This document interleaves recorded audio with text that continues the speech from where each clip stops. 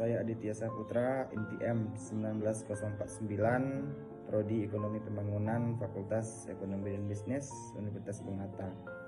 Pada kesempatan ini saya akan mencoba mempresentasikan mata kuliah SDA dan lingkungan, yaitu membahas tentang efisiensi ekonomi pasar dan ekonomi lingkungan.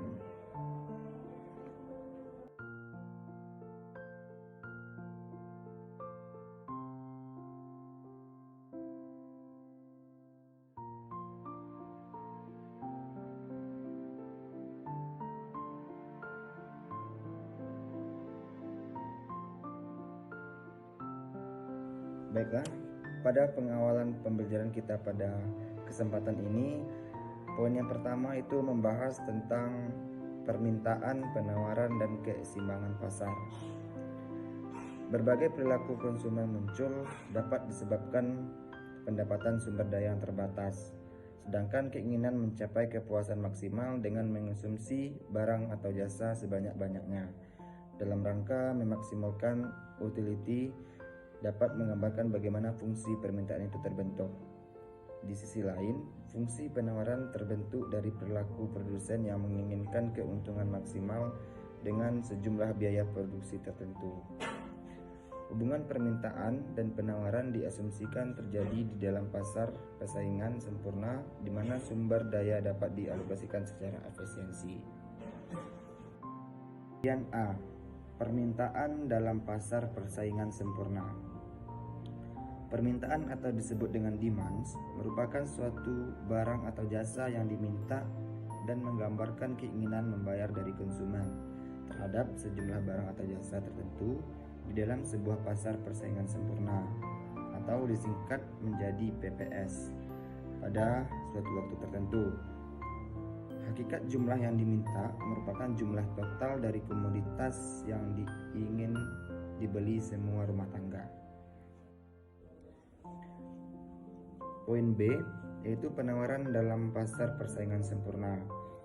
Penawaran atau disebut pula dengan supply menggambarkan harga minimum yang produsen ingin terima untuk menyediakan sejumlah barang pada pasar persaingan sempurna dalam periode waktu tertentu dengan asumsi variabel lain yang mempengaruhi penawaran adalah konsumen.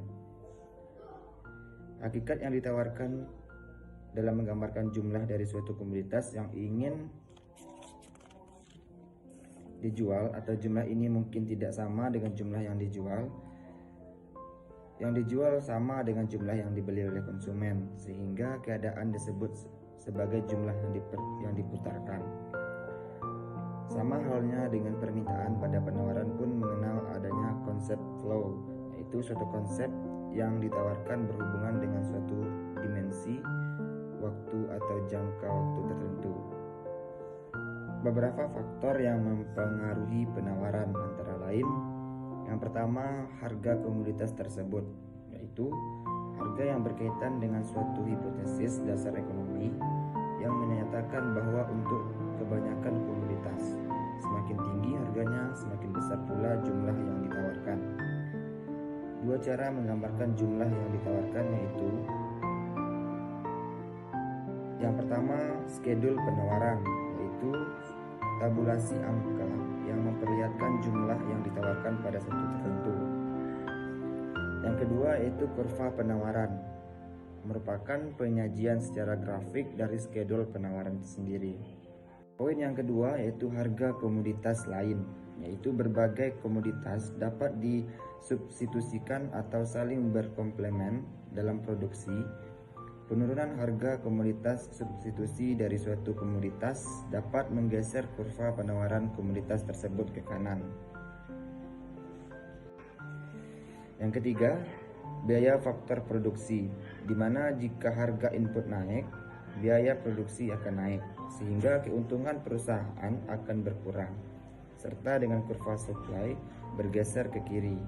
Sebaliknya, jika harga input turun, biaya produksi turun sehingga keuntungan perusahaan akan meningkat serta kurva supply bergeser ke sebelah kanan. Yang keempat yaitu sasaran perusahaan, yaitu perusahaan yang melakukan penawaran. Dan yang kelima yaitu tingkat teknologi, yaitu perubahan teknologi yang mengurangi biaya produksi akan meningkatkan keuntungan perusahaan sehingga menggeser kurva penawaran ke kanan. Poin berikutnya yaitu keseimbangan pasar. Keseimbangan pasar terjadi apabila jumlah barang yang ditawarkan dengan jumlah barang yang diminta. Kondisi yang terjadi di atas keseimbangan tersebut yaitu disebut dengan excess supply, dan kondisi yang terjadi dibandingkan dengan harga keseimbangan disebut dengan excess demand.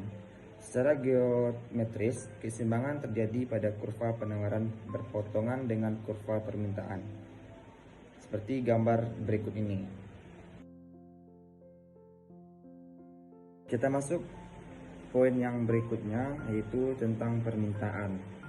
Kurva permintaan merupakan salah satu cara untuk memahami hubungan-hubungan marginal WTP, yaitu kurva permintaan individu menunjukkan hubungan jumlah barang atau jasa yang diinginkan pada berbagai tingkat harga kurva permintaan individu ataupun kurva MWTP merupakan salah satu cara untuk menyimpulkan perilaku konsumsi individu dan kemampuan terhadap barang dan jasa. Permintaan akan barang lingkungan antara individu berbeda karena perbedaan selera dan preferensi masing-masing individu, sama halnya dengan permintaan barang ekonomi.